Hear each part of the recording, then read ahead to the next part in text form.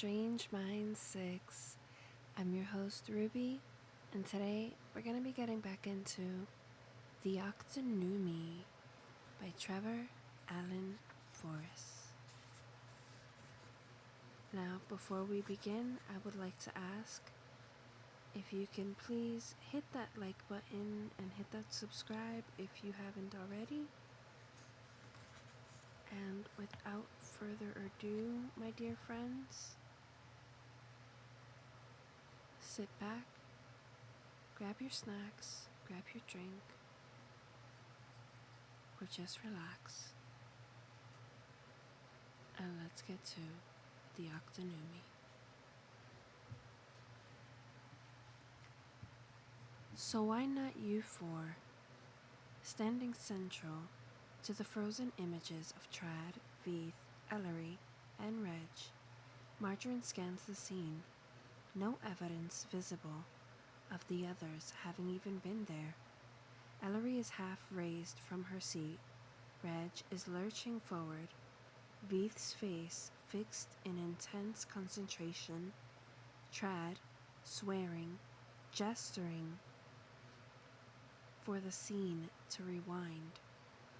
Margarine halts it seconds before the others vanish, allowing the last few minutes to play out again. Nate talking, looking around, smiling at them. Ectrovia, her girls, and the mentor team members just out of deep cover.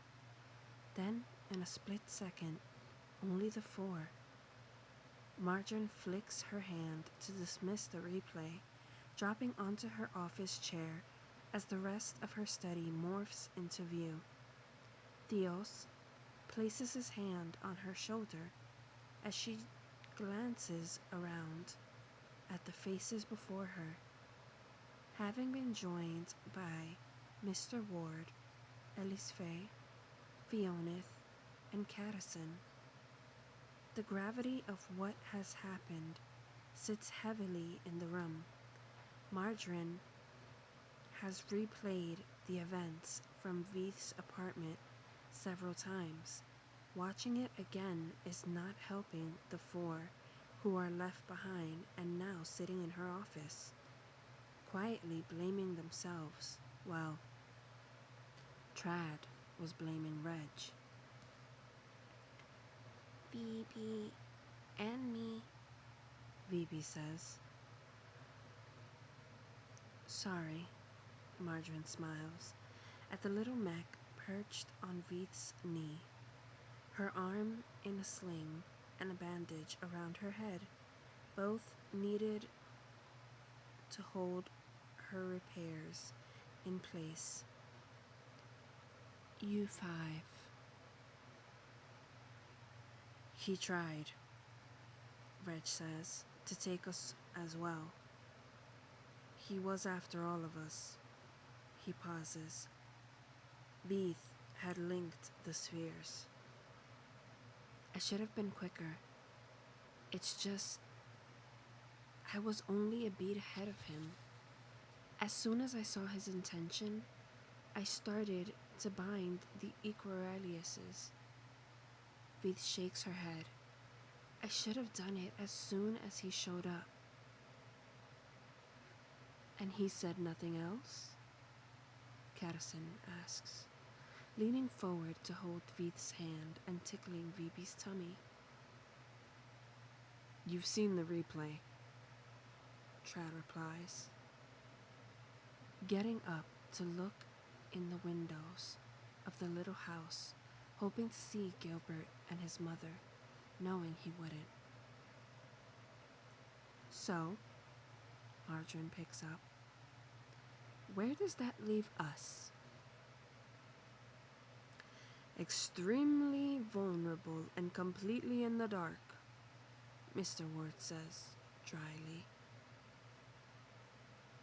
"Do we even know what he is really doing?" Veeth asks. "Nathaniel and Grace?" She pauses. "Are we to believe she is part of this?" "Well, if he's after the professor, Trad snorts. Let him have him, if it means we get our people back. Under different circumstances, I would agree, young man, the professor says, entering the room. But I do not think that is the motivation here. I thought you said he had no motivation, Father, Caddison says. I thought he was just crazy. I think, he sighs, holding his daughter's gaze for a moment. We need to look at the bigger picture. He leans heavily on his stick. If he gets me, then what can he do to me? No, I believe he is trying to undermine my legacy. Your legacy? What the hell? Caddison snaps. This is not about you, Father. By legacy, I mean the Alliance, he explains. You already know that he wants to expose the Octunnumi, open up the Insamids to Fethris, and how would he manage that, do you think? He would need the complete team. Yes, he would, Edgar nods, accepting a chair from Mr. Ward.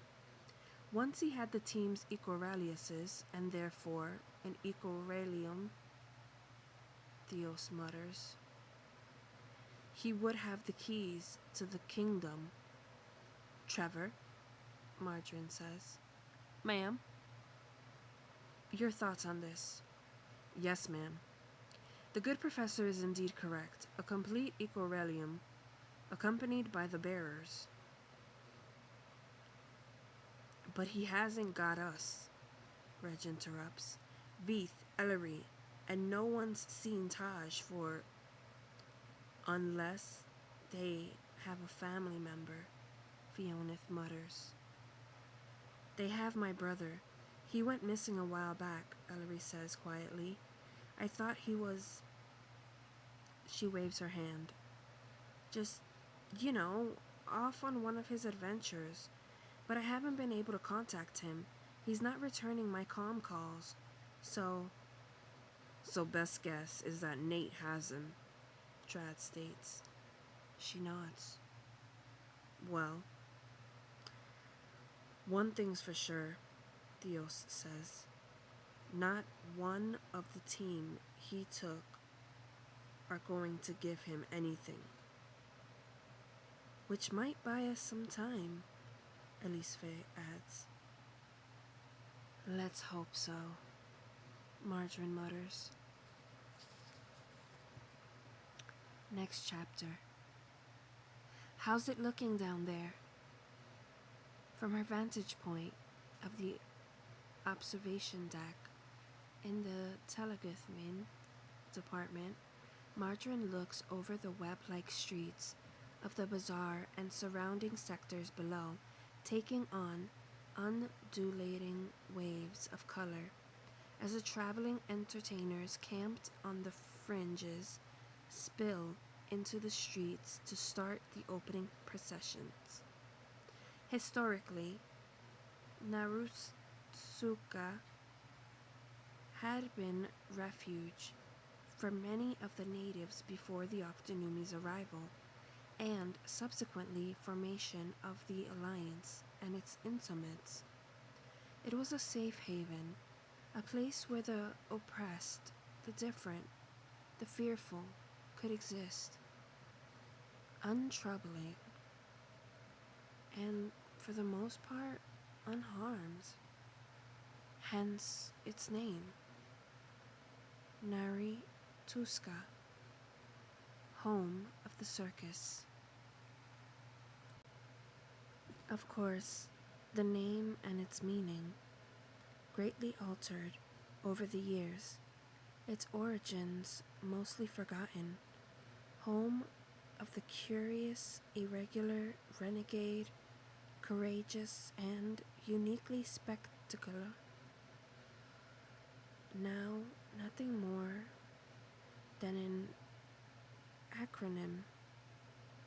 and even that forgotten over time, eventually evolving into just circus.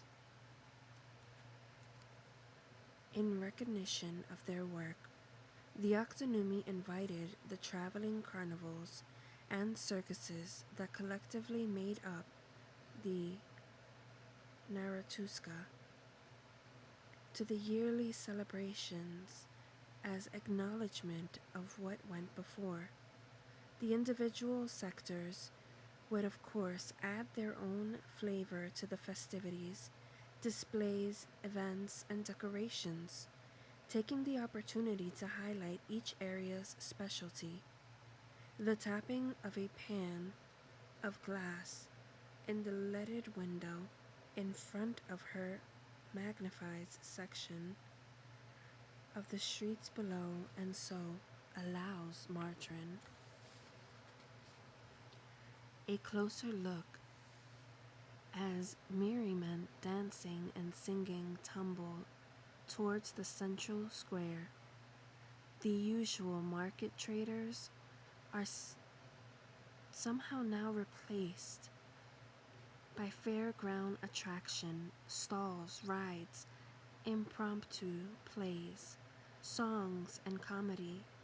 The tower is a frenzy of activity, with new signs appearing and disappearing as more requests, questions, and information are asked, answered, and given.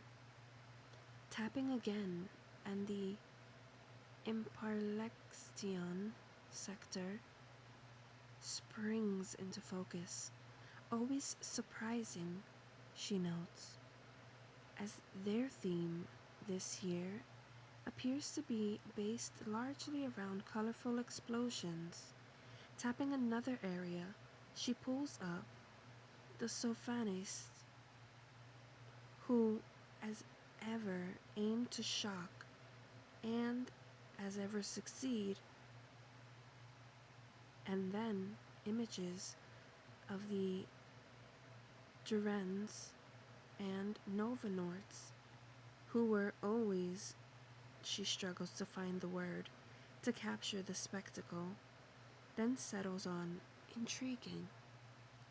Catching sight of the rotund Leviathan ringmaster, striding through the crowds high above them on this disproportionately long legs, she allows herself a moment to imagine the smell of candy floss mingling with toffee, apples, and salted caramel popcorn.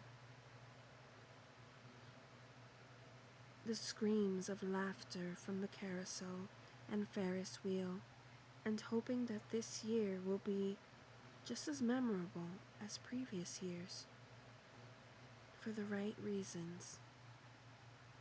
"All good, ma'am," comes the reply from an operative in the crowd, their image displaying on the window.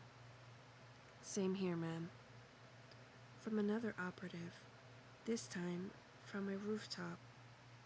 "And here, ma'am." "Everyone's enjoying themselves, ma'am." "And the main gates?" "Nia?" She pauses. "Nia!" "Yes, ma'am," comes the muffled reply. His image flashes up as he attempts to hide an ice cream cone behind his back. "Nia?" She gestures, touching her nose. "Ma'am, oh," hurried, removing the stray blob of ice cream. His cheek flushing slightly, he says, "All good here, ma'am." "Right." Closing the window, Margarine takes one last look over the festivities. Let's go tell them the good news. And that, my dear friends, even though it's short, is the end of these two chapters. Definitely I hope that you guys look forward to the following chapters and what's to come. And I would like to ask that you guys, like, whatever you're thinking about what's gonna happen, I want to see if you guys can comment, and later on in the book, let's see if that actually happens. So definitely hit that like button, hit that subscribe if you haven't, and this has been Ruby, signing off.